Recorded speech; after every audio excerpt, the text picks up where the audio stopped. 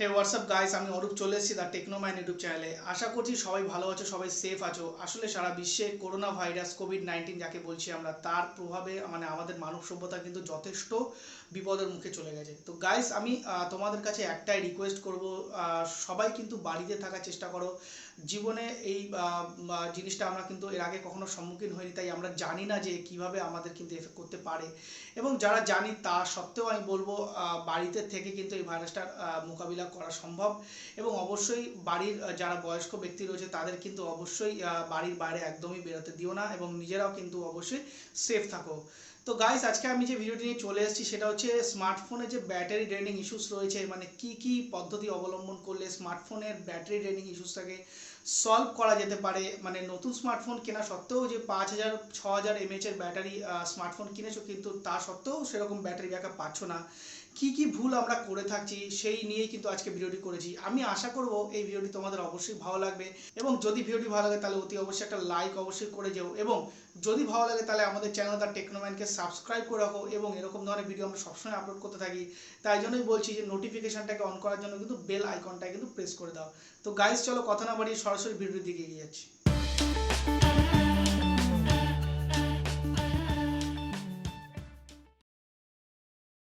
ফার্স্টেই আমি কথা বলবো যে স্মার্টফোনে যখন ব্যাটারি মানে বিলো 20 চলে যাবে, তখনই কিন্তু আমাদের চার্জিং করাটা উচিত। তার কম হলে অবশ্যই ভালো, তবে তার বেশি হলে চার্জ করো না। 20% মিনিমাম একটা চার্জিং রাখো, যে হ্যাঁ মোটামুটি 20%-এ যখনই ব্যাটারিটা নেমে গেছে, তার নিচে নামলে অবশ্যই ভালো, তাহলে কিন্তু তোমরা চার্জিংয়ে দাও।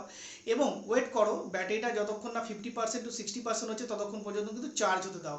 এবং আমি বলবো যে পার্শিয়াল চার্জিং বেশিরভাগ করতে, টোটালি 1 থেকে 100 অবধি না নিয়ে গিয়ে পার্শিয়াল চার্জিং করো। মানে 20% যদি হয় তাহলে এটাকে 50 to 60% অবধি নিয়ে যাও, এবং অবশ্যই তারপরে আরও 60 to 90% অবধি নিয়ে যাও। এবং আমি আরেকটা কথা বলবো, 100% অবধি ব্যাটারিকে কখনোই চার্জ করা কিন্তু উচিত না, কারণ ব্যাটারি কিন্তু সে ক্যাপাসিটি থাকলেও কিন্তু সে নিতে পারে না।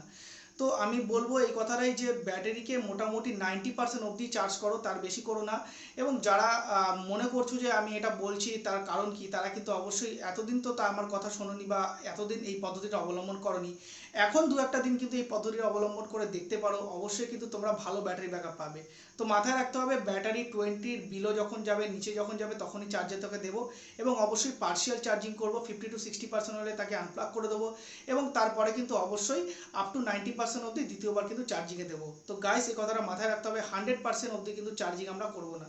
ফ্রেন্ডস, সেকেন্ড যে অপশনটার আমি কথা বলবো, আমরা কিন্তু এই ভুলটা সবসময় করে থাকি। মানে স্মার্টফোনের সাথে আমাদের সবারই কিন্তু একটা কেস অবশ্যই আমরা ইউজ করি। তো আমরা যখনই চার্জ করি তখনই কিন্তু কেউই কেসটাকে কিন্তু রিমুভ করি না, মানে কেসটাকে কিন্তু খুলে রাখি না। এটা কিন্তু অবশ্যই করা উচিত, কারণ হিটিং প্রবলেম কিন্তু একটা ব্যাটারির দিকে অনেকটা বেশি সমস্যা ফেলতে পারে। কারণ অবশ্যই আমরা যখন জানি যে যখনই একটা স্মার্টফোন আমরা চার্জ করি, তার কিন্তু একটা আলাদা রকম হিট তৈরি হয়। এবং আমরা যদি কেস ইউজ করি, মানে কেসের মধ্যে যখনই স্মার্টফোনটাকে রাখি, তাহলে কিন্তু আরও এক্সট্রা পরিমাণ ওটাকে হিট করে, এবং এখানে কিন্তু ব্যাটারির লাইফটা কিন্তু অনেকটাই আস্তে আস্তে কিন্তু কমতে থাকে। তো এটা আমার মাথায় রাখতে হবে, যখনই স্মার্টফোনটাকে চার্জে দেবো তখনই কিন্তু কেসটাকে অবশ্যই খুলে রেখে চার্জে দিও, তাতে কিন্তু ব্যাটারির লাইফ অনেকটাই বেশি বাড়বে। ওকে ফ্রেন্ডস, তো চলে আসবো এবার 3 নম্বর পয়েন্ট নিয়ে। তো এখানে কথা বলবো slow charger versus fast charger. তো আমি সবসময় রেকমেন্ড করবো একটা স্লো চার্জার ইউজ করতে, মানে 15 ওয়াট অবধি কিন্তু বেস্ট হয়। তবে আমি এখানে বলবো যে সবাই কিন্তু এখন ফাস্ট চার্জারের দিকে বেশি দৌড়াচ্ছে, কারণ সবারই হাতে সময় কম, তাড়াতাড়ি স্মার্টফোনটাকে চার্জ করতে সবাই চায়। এক্ষেত্রে কিন্তু সবাই ফাস্ট চার্জারটাকে বেশি চুজ করে।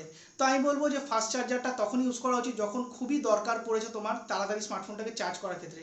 রাদার দ্যান যখন তুমি বাড়িতে বসে আছো, তোমার হাতে অঢেল সময়, তখন কিন্তু তোমার স্লো চার্জারটাকে বেশি ইউজ করা উচিত। কারণ ফাস্ট চার্জার কিন্তু স্মার্টফোনটাকে চার্জ তো করে খুব তাড়াতাড়ি, কিন্তু ব্যাটারিটা কিন্তু ফোর্সফুলি চার্জ করে, এর ফলে কিন্তু ব্যাটারি ড্রেনিং কিন্তু খুব তাড়াতাড়ি হতে পারে। কিন্তু আমরা যদি এখানে স্লো চার্জার ইউজ করে থাকি, তাহলে কিন্তু সেটা কিন্তু নর্মাল ওয়াটে কিন্তু সেটাকে চার্জ করে স্মার্টফোনটাকে, এবং এর ফলে কিন্তু আমাদের ব্যাটারি লাইফটা কিন্তু অনেকটা বেশি দিন যায়। তো আমি রেকমেন্ড করবো একটা স্লো চার্জার ইউজ করার, rather than the fast charger. Okay friends, তো এবার চলে আসবো পয়েন্ট নাম্বার 4 নিয়ে। অতি গুরুত্বপূর্ণ কথা, যে আমরা যে স্মার্টফোনটাকে চার্জ করছি সেটা চার্জারটা এবং চার্জিং কেবলটা যেন অরিজিনাল হয়। যদি তোমাদের স্মার্টফোনটা স্যামসাংয়ের হয়, তাহলে কিন্তু অবশ্যই সেটা স্যামসাংয়ের চার্জার এবং স্যামসাংয়ের কেবল অবশ্যই হওয়া প্রয়োজন। এবং যদি সেটা রিয়েলমি হয়, তাহলে কিন্তু রিয়েলমির হওয়া প্রয়োজন, এবং যদি রেডমি হয় তাহলে রেডমি হওয়া প্রয়োজন। অবশ্যই মাথায় রাখতে হবে, স্যামসাংয়ের ফোন কিন্তু অবশ্যই রিয়েলমির চার্জার দিয়ে চার্জ করবো না, এবং রিয়েলমির ফোন কিন্তু রেডমির চার্জার দিয়ে চার্জ করবো না। এটা কিন্তু অবশ্যই মাথায় রাখতে হবে। তাহলে কিন্তু আমাদের স্মার্টফোনটার লাইফটা কিন্তু অনেকটাই বাড়বে, এবং ব্যাটারি লাইফটা কিন্তু অনেকটাই বেশি বাড়বে। মাথায় রাখতে হবে কখনোই কিন্তু ডুপ্লিকেট চার্জার একদম ইউজ করবো না, এতে কিন্তু স্মার্টফোন সমেত ব্যাটারি দুটোই কিন্তু অবশ্যই কিন্তু খারাপের দিকে যাবে। ওকে গাইস, চলে আসি পয়েন্ট নাম্বার 5-এ। তো এখানে আমি যে সমস্ত স্মার্টফোনের কথা বলবো যেগুলো কিন্তু মূলত অ্যামোলেড স্ক্রিন দিয়ে আসছে, সেই সমস্ত স্মার্টফোনে কিন্তু ব্যাটারি ড্রেনিং অনেক বেশি হয়, কারণ অতি রেজলিউশন থাকার কারণে কিন্তু ব্যাটারি ড্রেনিং অনেকটাই বেশি হয়। আমরা সবাই জানি যে একটা স্মার্টফোনের সব থেকে বেশি ব্যাটারি কিন্তু ডিসপ্লেতে যায়। তো মাথায় রাখতে হবে অ্যামোলেড স্ক্রিন যে সমস্ত স্মার্টফোনে রয়েছে সেই সমস্ত স্মার্টফোনে কিন্তু আমাদের ডার্ক ওয়ালপেপার এবং ডার্ক থিম অবশ্যই ইউজ করা উচিত। তার ফলে কিন্তু ব্যাটারি ড্রেনিংটা অনেকটাই বেশি রোখা যাবে।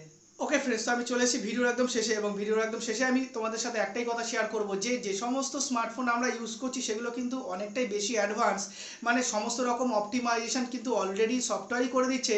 তো আমাদের কিন্তু কোনো রকম আলাদা কোনো অ্যাপ কিন্তু ডাউনলোড করা উচিত না। ব্যাটারি সেভার, ডিউ সেভার, নানা রকম যে সমস্ত অ্যাপ আমরা দেখতে পাই প্লে স্টোরে এবং আদার যে সমস্ত সাইট রয়েছে, তো এটা মাথায় রাখতে হবে থার্ড পার্টি কোনো অ্যাপস কিন্তু ইউজ করা একদমই দরকার নেই। তাতে কিন্তু ব্যাটারি সলভ তো হবে না, বরঞ্চ কিন্তু আরও ড্রেন হবে। তো এটা মাথায় রাখতে হবে যে সমস্ত স্মার্টফোন আমরা ইউজ করছি এগুলো কিন্তু অ্যান্ড্রয়েড লেভেল যথেষ্ট হাই, এবং এদের সফটওয়্যার লেভেল কিন্তু ব্যাটারির সাথে অপটিমাইজ করা আছে। তো মাথায় রাখতে হবে যে যখনই আমরা স্মার্টফোন ইউজ করব এই সমস্ত অ্যাপসে কিন্তু অবশ্যই দূরে থাকবো। তো গাইস, ভিডিওটি এখানে শেষ করছি। যদি আমার দেওয়া এই তথ্য তোমাদের ভালো লাগে তাহলে অতি অবশ্যই একটা লাইক করে যেও, এবং অবশ্যই কমেন্টে জানাও যে তোমাদের কতটা কি সলভ হয়েছে, এবং অবশ্যই ভিডিওটি বন্ধুদের সাথে শেয়ার করতে কিন্তু ভুলো না। এবং এখনও অবধি আমার চ্যানেল দ্য টেকনোম্যানকে যারা এখনও অবধি সাবস্ক্রাইব করোনি তারা প্লিজ সাবস্ক্রাইব করে দাও এবং আমাদের সাথে থাকো।